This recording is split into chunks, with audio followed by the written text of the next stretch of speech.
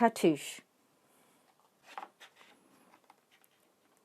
by Stephen Cosgrove and Robin James. A time or two ago, in a country corner of the forest, lived a dozen or so small creatures called furry Eiffels. The Eiffels were chubby little animals covered from head to toe with long fuzzy fur and two of the largest eyes you have ever seen. All day long they would walk along the many trails of the forest with their wide eyes open, looking for beautiful things to see. Sometimes they would stop for hours and hours just to gaze at the mountain bathed in morning sunshine. They were known to sit on the beach and stare at their mirrored reflections in the lake. Once in a while, a glistening fish would flash to the surface, making ripples on the water. The furries would roll about in fits of laughter as their faces danced about the lake. In the evening time, as all was getting dark, they would carefully gather twigs and sticks with which to make a fire. As the blackness of the night settled about them, they would gaze forever at the stars in the sky or simply watch the dying embers of the fire. Beauty was all around them, and they never missed seeing anything. But even with the furry Eiffels, there were problems, for you see the furries were so afraid of not seeing something that was beautiful that they never closed their eyes and never went to sleep. Now all this just caused the furry Eiffels to become grumbly and grouchy. You know as well as I do that if you don't get some sleep, you can get awfully cranky and sometimes downright mean.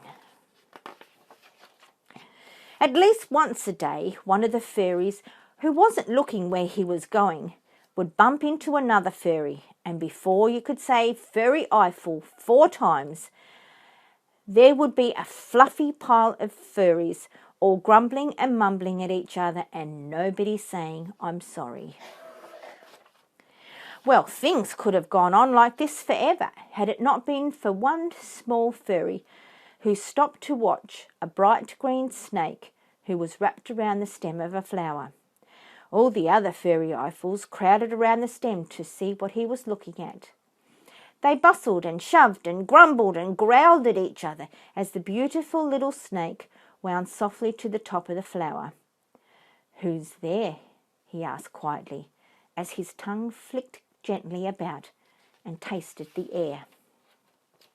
"Would you look at that?" said one of the furries. "That snake is blind, for he has no eyes for which to see." Words of pity rang out from the furry Eiffels. "He's blind, he can't see, and oh, you poor, poor snake." "Well," said the snake, "my name is Kartusch, and I would hardly call myself poor." "But you must be poor," one of them said, "for you cannot see all the riches of the beautiful forest." "Ah," said Kartusch, "beauty is not just in seeing things. It's also in touching and feeling and hearing things."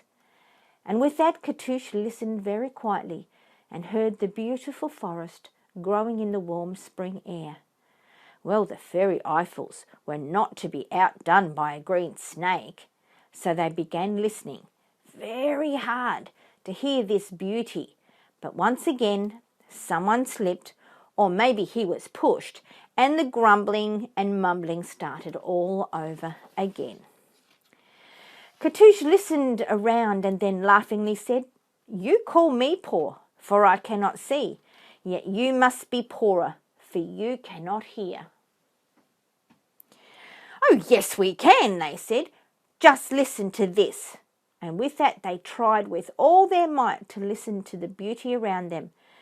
But somebody coughed, somebody sneezed, and then somebody banged somebody on the knees, and then everybody started grumbling and mumbling again.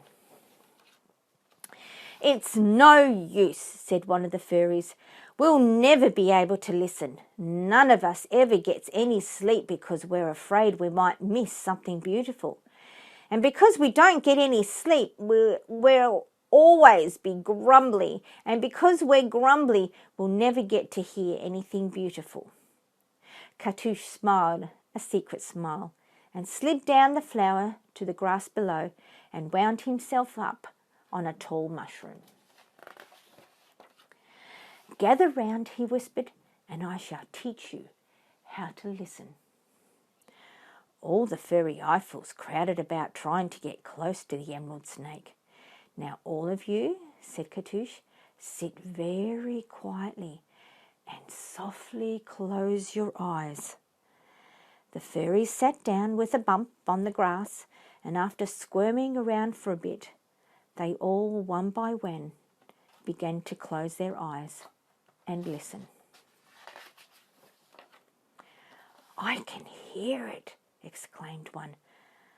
"I can hear something beautiful." And sure enough, off in the distance, each one of them began to hear the soft, quiet beauty of an evening cricket. "Keep listening," said Kartusch, "and you not only will feel the wondrous things around you, but in your mind you will dream of all the beauty you have seen today." And one by one the furries gently fell asleep as the sounds of evening wove their dream-like spell. Kartusch listened to the soft sounds of night around him, and he thought, "I may not be able to see with my eyes, but I can see all that I need to see when I listen with my mind." And with that, he fell fast asleep. You may see all that is around you, but you may feel nothing at all. So try and close your eyes so tight and listen to the nighttime fall.